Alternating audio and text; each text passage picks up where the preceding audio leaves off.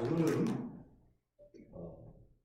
세계 감리교회의 생일입니다. 존 웨슬리 회심 282주년이 되는 그런 주일입니다. 그래서 오늘 말씀은 뿌리를 좀 찾자. 뿌리를 찾자. 여러분, 뿌리 찾는 것은 굉장히 중요합니다. 가정도 그렇고요. 교회도 그렇고 국가도 그렇고 우리 신앙도 마찬가지입니다. 저희 고향 집에서는 추석이나 설이 되면은 이제 형제들이 다들 목회를 할까 돌아가면서 예배를 이제 인도해요. 제 차례가 왔을 적에 제가 뿌리에 대한 설교를 우리 가족들, 자녀들 있는 앞에서 한 적이 있습니다.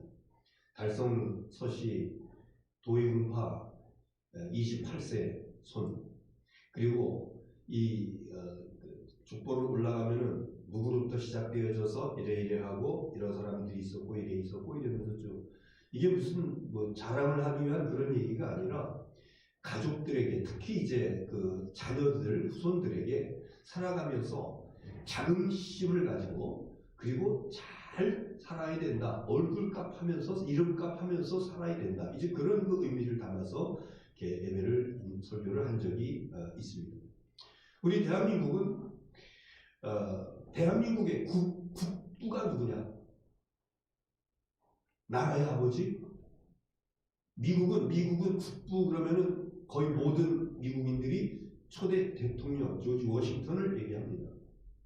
그런데 일부의 사람들, 어떤 사람들은 이승만 대통령, 초대 대통령이니까 그가 대한민국의 국부다 얘기하는데, 그럴 수 없어. 대한민국 정부는 이승만 대통령으로 인해서 만들어진 그 정부도 정부지만은 임시정부부터 시작이 되어야 돼. 상해 임시정부. 그리고 그 임시정부의 주석이었던 김구 선생이 그의 그 역사의식과 그의 어떤 그 민족의식, 이런 것들이 국부의 정신이 되어야 돼. 그래서 우리 대한민국의 49대 51, 거의 반반을 이루고 있는 보수와 진보가 나누어지는 것 중에 하나가 이승만이냐 김구냐. 역사는 굉장히 중요합니다. 제가 오늘 존 웨슬리의 그 뿌리, 그 역사를 말씀드리는 것은 교파주의로 나가려고 할 그런 거 아닙니다. 감리교회는요, 신학교에서 에큐메닉스라고 하는 그런 그 과목을 3학점짜리를 필수로 이수합니다. 에큐메니컬, 교회 연합, 교회 일치입니다. 그래서 뭐 감리교, 장로교, 성결교, 무슨 교 이것을 나누고 분리하고 배척하고 이러는 것이 아니라 결국 하나님 나라를 위해서 일치 운동을 해야 된다. 오늘 제가 웨슬리의 그 뿌리를 찾자라고 이렇게 말씀드리는 것은 교단 분리의 어떤 이런 의미를 가지고 말씀드리는 것이 아니라 최소한 우리 감리교도들은 이러한 뿌리를 가지고 있고 그리고 이 위대한 그런 역사를 가지고 있는 여기에 자부심을 가지고 살아야 되겠다. 그래서 오늘 이 말씀을 드리고자 하는 것입니다. 어떤 우리 지역에서도 그런 얘기를 제가 들었어요. 모 교단의 그 목사님이 설교하는 가운데, 요즘은 설교가 다 나가잖아요. 제가 하는 설교도 지금 실시간을 통해서 나가고 있어요. 잠깐 동안 제가 유튜브를 봤는데 3명이 지금 보고 있어요. 그리고 이거 지금 보지는 않더라도 계속 앞으로도 볼 수 있기 때문에. 그래서요, 비밀이 없습니다. 투명합니다. 우리 김재모 교회 목사는 그런 얘기를 해요. 감리교회는 이단이다. 아니, 뭘 알고 이야기를 해야지. 감리교회가 이단이라면. 1885년 4월 5일 지음포항에 감리교회 아펜젤러 선교사, 장로교회 언더우드 선교사, 그 역사에 보면 둘이 발을 맞춰서 그 항구로 내려왔다. 똑같은 날에. 그리고 이제 선교를 하는데 이제 조금 역사가 지난 다음에 하나의 원칙을 정해요. 선교지 분할 협정이라고 하는 것을 정합니다. 그래서 과열 경쟁을 피하기 위해서 감리교와 장로교가 한 지역에서 너무 경쟁하고 이런 것은 좋지 않아. 그러니까 선교지를 분할을 하자. 그런데 대도시는 공동으로, 서울과 평양과 부산은 감리교, 장로교 공동으로 선교한다. 그런데 이미 많이 퍼져 있는 장로교 같은 경우에 영남 지역, 경상남도 북도, 그 다음에 호남 지역, 전라 남도 북도, 그리고 경기도, 여기는 장로교에서 주도적으로 선교를 한다. 감리교는 경기도는 공통이고, 그리고 충청남도 북도, 그리고 강원도, 이 지역을 중점적으로 선교한다. 그래서 그 지역에 가보면은요, 제가 충청도에서도 목회를 해봤고 강원도에서는 그 목사 안수를 받았고 그랬는데, 동네마다 시골마다 또 강사촌마다 있는 게 감리교예요, 거의 다. 그런데 이쪽에 호남 쪽에는 영남도 마찬가지입니다만 장로교회가 굉장히 많습니다. 그래서 우리 김제 지역에서 감리교회가 군소교단으로, 왜? 교회 수가 한 10개 이내뿐이 안 되니까. 그런데 그걸 가지고 이단이네 뭐네 이런 이야기를 한다라고 하는 거예요. 이 얼마나 알지 못하는 그런 이야기인지. 세계에서 가장 건강한 교단이고 가장 주도적인 교단이고 그리고 가장 아름다운 역사를 가지고 있는 우리 존 웨슬리의 후예 감리교회인 줄 믿으시기를 바랍니다. 이해를 좀 더 돕기 위해서 웨슬리의 그 신학과 전통을 받아들이면서 그러면서 만들어진 교단들이 몇 개 있습니다. 이제 대표적인 것은 우리 감리교회죠. 감리교회를 영어로 메도디스트라고 그러는데 이것을 그 뜻의 의미는 뭐냐면은 규칙쟁이라고 하는 뜻입니다. 규칙쟁이. 존 웨슬리가 옥스포드 대학에서 신성구락부, 홀리크럽 신성구락부를 이제 인도하고 이럴 적에 매일 정한 시간에 모여서 거기서 말씀 묵상하고 기도하고 찬송하고 전도하고 그 시간만 되면 어김없이, 그래서 붙여진 별명이 규칙쟁이, 메도디스트. 이게 감리교회라고 하는 이름으로 이렇게 이제 만들어지게 된 계기이죠. 그 다음에 그 감리교회에서 성결교가 또 이제 만들어집니다. 경건생활, 성결을 강조하는 성결교. 그 다음에 나사렛교. 우리 한국에 있는 그 교단은 몇 개 지금 말씀드리는 거예요. 나사렛교회, 나사렛 성결교회라고 해요. 그래서 성결교와 비슷합니다만은 아예 신학교도 다르고 천안에 나사렛 대학교가 있어요. 대표적인 웨슬리의 전통과 신학을 받아들이고 있는 그런 교단입니다. 그 다음에 네 번째는 구세군입니다. 구세군. 자선남비 딸랑딸랑 연말이 되면은 존 웨슬리의 그 신앙과 그 철학과 신앙 가운데 중요한 것 중에 하나가 뭐냐면 구제예요. 구제. 그래서 고아원 방문하고 교도소 방문하고 양로원 방문하고 그러면서 봉사하고 구제하는 그 부분을 체계화시키고 전문화시킨 바로 구세군입니다. 웨슬리의 신학을 갖고 있는 교단 중에 하나예요. 그 다음에 하나가 오순절, 미국 오순절. 이것을 우리 한국에서는 교단 이름을 뭐라고 부르냐면은 하나님의 성회. 우리는 그것을 더 이해하기 쉽게 무슨 교단이라고 해요? 순복음교회. 순복음교회도 존 웨슬리의 후예들입니다. 존 웨슬리의 그 성령, 영성 이런 것들을 받아들이면서 시작되어진 순복음교회. 그래서 웨슬리 신앙과 신학과 전통을 받아들이면서 형성되어진 교단이 한국에서 지금 5개의 교단들이 있습니다. 그 중에서 5교단 중에서 감리교회, 기독교 대한 감리회가 웨슬리 교단대 장자교단으로 명실응히 여러 가지의 그 역할이라든가 교세라든가 이런 면에서 장자교단으로 우뚝 서 있는 것입니다. 자, 웨슬리 회심 기념주일에 존 웨슬리에 대해서 또 우리가 돌아보지 않을 수가 없습니다. 1703년 영국의 조그마한 마을 웨포드라고 하는 그런 마을이 있는데 그곳에서 사무엘 웨슬리 목사님의 15번째 아들로 태어납니다. 15번째 아들로. 그의 어머니, 존 웨슬리 어머니 수산나 웨슬리는요, 19명의 자녀를 낳아요. 그리고 그 중에서 9명만 살아남습니다. 수산나에게는 중요한 것이 자녀 교육이에요.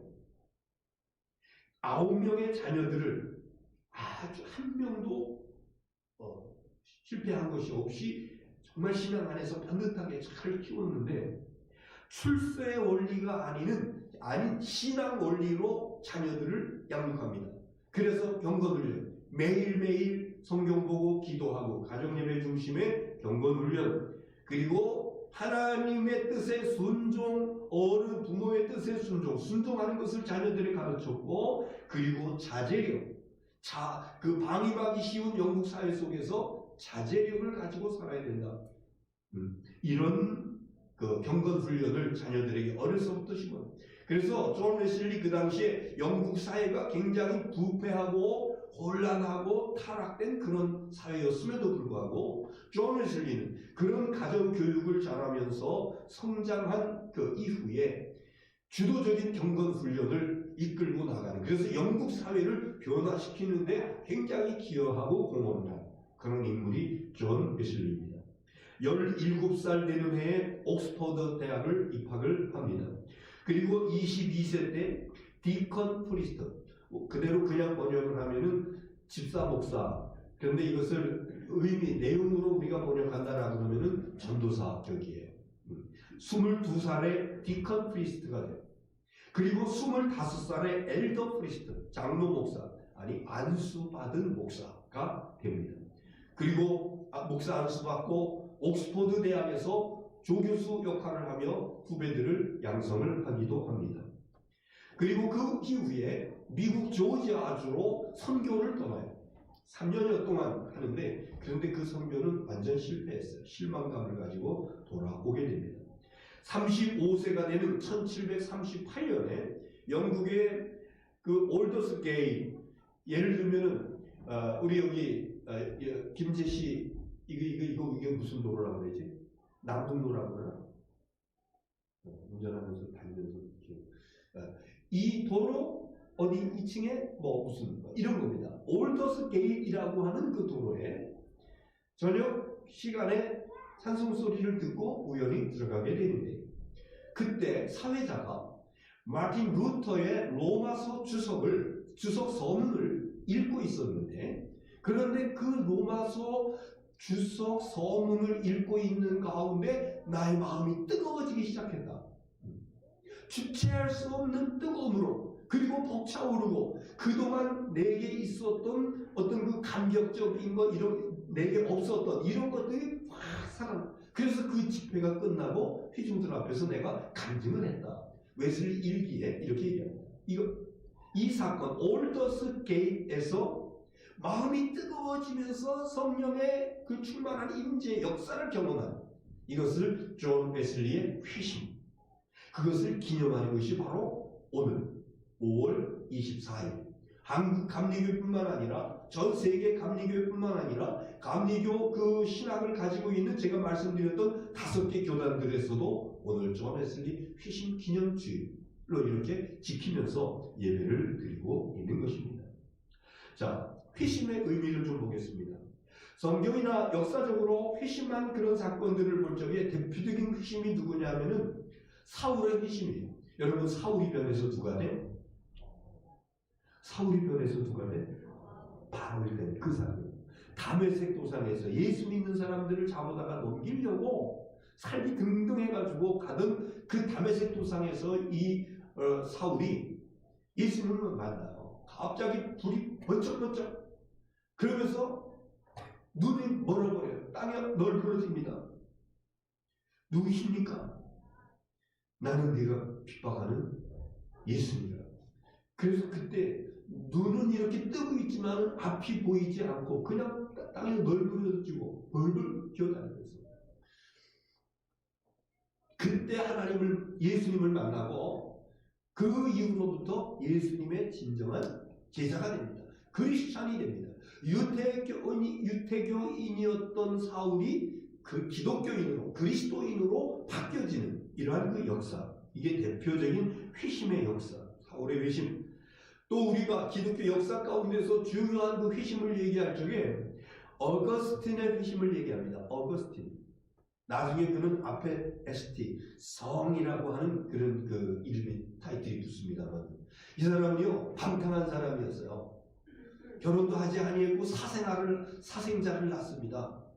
어머니의 그렇게 기도함에도 불구하고 방탕하고 타락하고, 그가 어느 날 예수님을 영적으로 만나게 되고 성령의 역사를 경험하게 되고, 그리고 완전히 바뀌어져서 교부가 되어지고 성 어거스틴으로 거듭나는 이 놀라운 역사가 나타나게 됩니다. 존 웨슬리의 회심은 사울이 바울 되는 회심이나 어거스틴이 방탕자가 경건한 그리스도인이 되는 회심이나 이런 회심이 아니에요. 웨슬리의 회심은 평소도 하나님을 간절히 사모하는, 하나님의 은혜를 사모하고 하나님의 뜻대로 살기를 원하고, 그래서 수도자적인 어떤 그런 삶을 살았던 사람이 올더스게이트에서, 그 집회에서 성령의 충만함을, 하나님께서 영으로 그를 갖다가 강하게 만져주시는 이 놀라운 역사를 체험하라고, 그리고 그 이후로 바뀌어버립니다. 그 당시에 영국 교회는요, 성공회입니다. 영국 교회는요 교구제입니다. 그래서 그 교구 밖을 벗어나서 설교하거나 전도하면 안 됐어요. 존 웨슬리는요, 그 놀라운 주님께서 터치해 주심에, 그 성령의 기름 부으심의 놀라운 역사를 경험하고 난 다음에 이 안에 갇혀 있을 수가 없었어요. 그래서 그 외의 법은 그럴지라도 말을 타고 광산으로 다니고 어촌으로 다니고 동네마다 시내에 가서 홍등가를 누비고 다니고 이러면서 복음을 전파합니다. 그때 나온 중요한 슬로건이 하나가 있는데, 세계는 나의 교구다. 누구도 내 이 선교의 열정을 막을 수가 없다고 이렇게 하면서 전도를 하였던 그가 존 웨슬리입니다. 여러분, 그런 경험이 있으십니까? 누군가가 다가와가지고 구원 받으셨어요? 예, 받았습니다. 그냥 거기서 물러가지 않고 언제 구원받았는데요? 여기서 그러면 그리스도인들이 당황을 해요. 언제? 내가 언제 구원받았지? 자, 이렇게 접근해 오는 사람 대부분이 무슨 파라고 그래? 구원파 이단들이 기성교인들을 미혹하기 위해서 구원받았습니까? 예, 구원받았습니다. 언제 구원받았어? 언제? 구원받은 날짜라든가 이것이 불분명한 사람들이 많이 있어요. 사울이 바울 되는 것이나 또 어거스틴이 완전히 변화되어진 이것은 분명한 기억이 있어요. 분명한 시간을 알 수가 있어요. 그러나요, 존 웨슬리는요, 어려서부터 아버지 목사 그 밑에서 어머니 신앙 교육을 받으면서 자라서 자연스럽게 신앙생활하고 구원의 확신도 있었고, 그렇기 때문에 언제 내가 구원받는지 알 수 없어요. 오늘 많은 그리스도인들이 그렇습니다. 처음에는 여러 가지 연유로 해서 교회에 발을 들여놓고 신앙생활을 하고 하다 보니까 어느 순간에 나도 모르게 예수님이 나의 주님으로 고백되어지고, 예수님께서 나 죄를 사해 주신 십자가에 돌아가셨다고 하는 사실이 인정되고 믿어지고, 그러면서 신앙생활을 쭉 해왔어. 말씀대로 영접하는 자, 곧 그 이름을 믿는 자들에게는 하나님의 자녀가 되는 권세를 주셨으니 나는 예수 그리스도로 죄사함 받고 구원받았다고 하는 이런 분명한 믿음을 고백을 합니다. 구원받은 하나님의 자녀들입니다. 그런데 구원받은 날짜를 대라고 그러니까 여기서 머뭇하면서 구원파로 넘어가는 사람들이 의외로 있더라고요. 몰라도 상관없습니다. 사울과 같이 사울이 바울 되는 그런 회심의 사건들도 있는 성도들도 있지만은, 그러나 존 웨슬리처럼 은근한 구도자적인 그런 그 삶을 살아오는 이런 그리스도들도 있어요. 구원받은 것에는 아무런 연관이 없다. 이미 예수를 나의 구세주로 고백한 믿음의 사람들은 그의 이름이 생명록에 기록되어진 하나님의 복된 자녀인 줄을 믿으시기를 바랍니다. 그래서 이것을 구도자의 회심이라고 이렇게 얘기를 해요. 올더스게이 그 이전에도 존 웨슬리는요 영적인 갈급함이 있었어요. 그래서 배 안에서도 모라비안 교도들이 찬송하고 기도하고 그럴 때 거기 그 주위를 맴돌면서 아 저들은 뭐지? 이 사나운 풍랑 가운데서 두려워하지 아니하고 찬송하고 기도하는 저들은 뭐지? 영적인 갈급함이 있었어요. 그리고 예수 잘 믿어보자. 예수 믿을 바에야 대충 믿는 것이 아니라 정말 잘 믿었으면 좋겠다. 이런 갈구한 그런 마음이 내면 속에 있었다고 하는 것이죠. 존 웨슬리의 별명 가운데 성경 벌레라고 하는 별명이 있어요. 학교 다닐 때. 성경 중심 매일 성경 보고 성경 묵상하고 그래서 성경 벌레. 그리고 말씀드렸듯이 교도소라든가 과원이라든가 방문하면서 구제하고 이런 데 굉장히 앞장섰습니다. 2% 부족한 것이 있었으니 그럼에도 불구하고 내면에 기쁨이 없었대요. 자원에서 미국에 선교사로 가서 2년 반, 3년 동안 선교를 했지만은 내면에 기쁨이 없었어요. 그럼에도 불구하고 사모하는 마음, 은혜를 사모하는 갈급하는 그런 그 마음은 있어요. 오늘 우리 그리스도인들 가운데서도 웨슬리의 회심 이전 단계의 그리스도인들이 있을 수 있습니다. 교회에 발을 들여놓고 집사 직분을 받고 권사가 되고 장로가 되고 또 때로는 신학교를 가서 나와가지고 과정을 거쳐서 목사가 되고 그럼에도 신앙생활을 하는데 교회 생활을 하는데 그런데 내면의 기쁨, 감격 이런 것들이 없다라고요. 뭔가 허전하고 부족감이 느껴지는 이런 웨슬리도 목사 안수받고 난 다음에 13년 후에 이 올더스게이트의 경험을 하게 된 것입니다. 다시 말씀드리면 성령 세례 뭔가 답답한 것이 있었는데 뻥 뚫리는 것 같았던 성령 충만의 사건 그래서 그 사건을 경험하고 난 다음에 뛸 듯이 기쁘면 그의 일기에 쭉 보면 그래서 사방으로 다니면서 복음을 전파하게 되었다고 하는 것입니다. 자, 감리교 교리와 장정의 첫 부분에 보면은 역사, 그 다음에 교리가 나옵니다. 제가 교리와 장정 2019년도 말에가 따끈따끈 최근에 나온 그런 그 교리와 장정입니다. 여기 보면은 제일 처음 나오는 부분이 역사, 감리교의 역사, 그 다음에 교리 부분에 이런 부분이 나옵니다. 교리 2절에 기독교 대한감리의 신학 지침. 첫째, 요건 잠깐 제가 읽어드려야 될 것 같아요. 기독교 대한감리회는 진정한 기독교회, 진정한 감리교회, 진정한 한국교회가 되기 위하여 기독교 신앙의 핵심이 성경에 게시되었고 성경. 두 번째, 전통에 의해 조명되고 두 번째 전통. 세 번째, 개인적 경험에 의해 체험에 의해 살아 움직이게 되며 넷째, 이성에 의해 확인된다. 이성. 성경과 전통과 체험과 이성 그리고 마지막에 이제 한국 문화에 뿌리내려야 된다. 토착화에 대해서 이렇게 얘기를 하고 있어요. 그러면서 하나하나 다 설명을 합니다. 성경에 대해서, 전통에 대해서. 성경, 우리 신앙의 표준이 되는 성경, 예수 그리스도가 구세주이시라고 가르쳐주고 있는 성경, 이것이 가장 중요한 토대. 그 다음에 두 번째는 전통. 그래서 우리 교회는요, 전통을 굉장히 중시합니다. 초대교회의 전통, 중세교회의 전통, 종교개혁시대의 전통, 현대교회의 전통, 그 전통들을 하나하나 다 그 역사성을 소중히 생각하면서 그 역사를 이어나가는 것이 바로 우리 감리교회 모습입니다. 그 다음에 세 번째 체험, 이것은 오늘 가장 중요한 내용이기 때문에 뒤로 미루고 네 번째 이성, 여러분 이성이 결여된 신자들 가운데서 누가 나오냐면요 광신자가 나온 겁니다. 광신자, 미칠 광자예요. 이성이 결여된 그리고 그 광신자들 가운데는 대부분이 이단들입니다.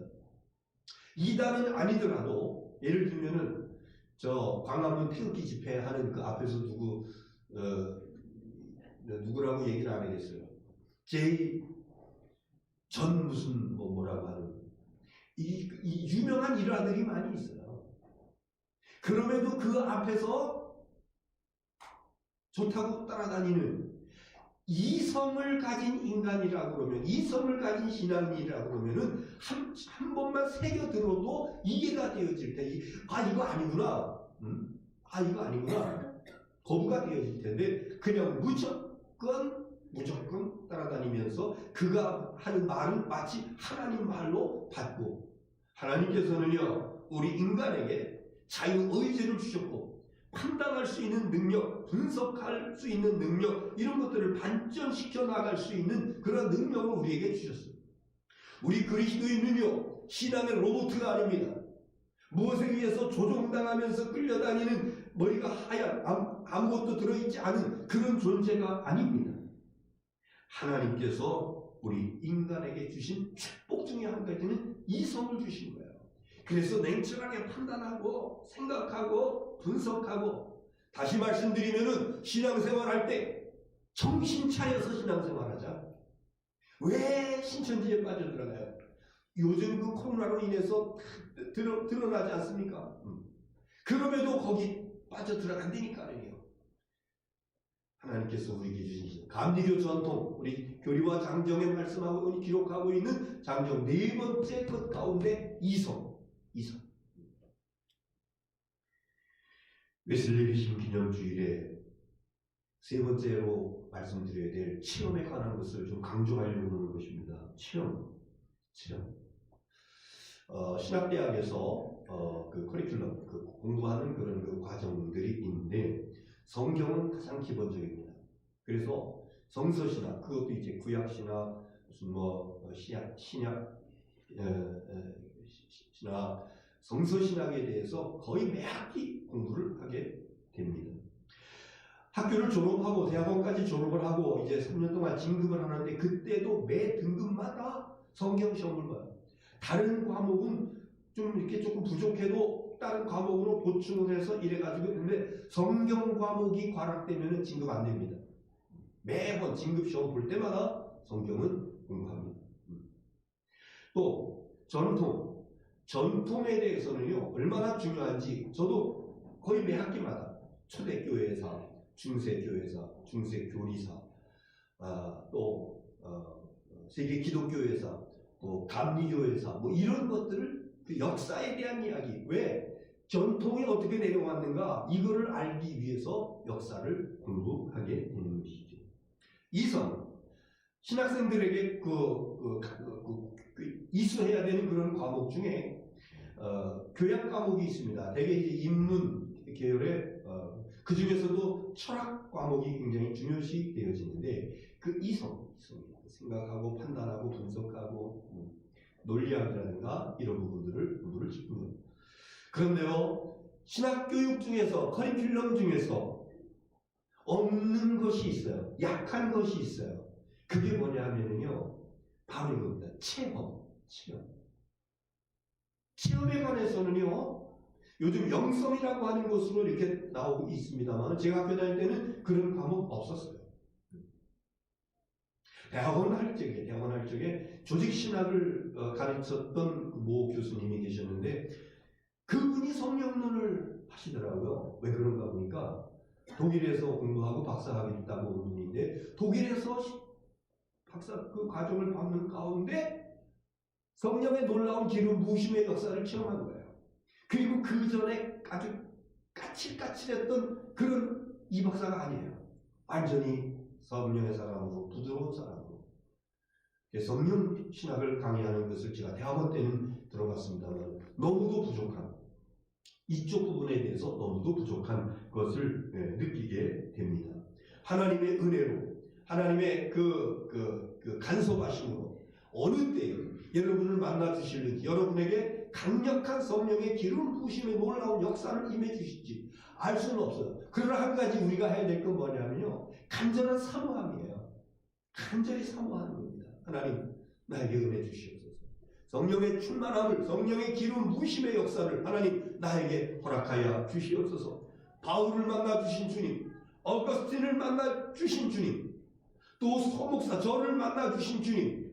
여러분 각자 개인을 어떤 분들은 이런 경험들이 있으실 텐데 이런 그 놀라우신 만나주심의 놀라운 역사가 어떤 방법이든지 어디서든지 여러분에게 나타남으로 웨슬리에게 있었던 그 뜨거움, 웨슬리에게 있었던 그 환희와 기쁨의 놀라운 역사들이 우리 모두에게 있어지기를 주의 이름으로 축원합니다.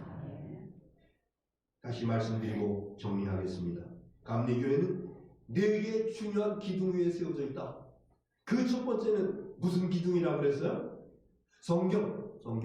매일 묵상하고 요즘도 필사하시는 분들 계실 거로 알아요. 성경이 가장 중요해요. 그 다음에 두 번째는 뭐라 그랬어요? 우리는 역사를 가지고 있어요. 초대교회 역사라는 것도 이것을 우리는 다른 말로 뭐라고 부른다고? 전통입니다. 전통. 감리교회는 어느 날 갑자기 격가지로 생겨진 이단의 아류가 아닙니다. 역사와 전통을 중시하면서 따라가고 있는 교단입니다. 그 다음에 세 번째, 이성이라고 말씀드렸어요. 정신 바짝 차려서 신앙생활 하자. 그냥 여기가 좋다 보니까 따라다니고 여기 좋다 따라다니고 자기들 모르는 사이에 하다 보니까 깊이 수렁처럼 빠져들어가서 나올 수 없는 신천지가 되게 이제 그런 상황입니다만 빠져나올 수 없이 깊이 들어가 있는 하나님께서 주신 냉철한 차가운 머리 이성을 가지고 우리는 판단하고 분석하고 생각하고 그리고 가장 중요한 것 체험. 만약에 감리교회에서 웨슬리 그 신앙에서 체험이 빠져버린다라고 그러면은 장로교하고 별반 다를 것이 없습니다. 특별한 차이점이 존 웨슬리의 신학과 그의 전통에서는 이 경험, 개인 체험 굉장히 중시합니다. 그래서 이 체험을 가장 중요하게 이야기하는 웨슬리 전통을 따르는 교단 가운데 순복음 아닙니까? 그런데 마치 성령의 역사는 순복음만의 전유물로 이렇게 생각하면 이게 존 웨슬리의 전통입니다. 감리교회의 전통입니다. 그래서 우리 웨슬리안들은 감리교 존 웨슬리의 후예들은 늘 성령의 충만함을 사모해야 되고 그리고 간절한 가운데 그 사모한 것이 어느 순간에 나에게 임할지 모르기 때문에 항상 열린 마음을 가지고 하나님의 은혜를 사모하는 가운데 주시는 그 은혜를 받아서 그래서 신앙생활할 적에 피곤하지 않아야 돼요. 주일 성수하는 게 왜 이렇게 피곤한지 헌금 드리는 것이 왜 이렇게 힘든지 충성하고 사명 감당하고 봉사하는 것이 왜 이렇게 힘든지 한 가지 이유 때문입니다. 개인 체험입니다. 웨슬리 신앙의 전통의 그 중요한 세 번째 기둥인 체험.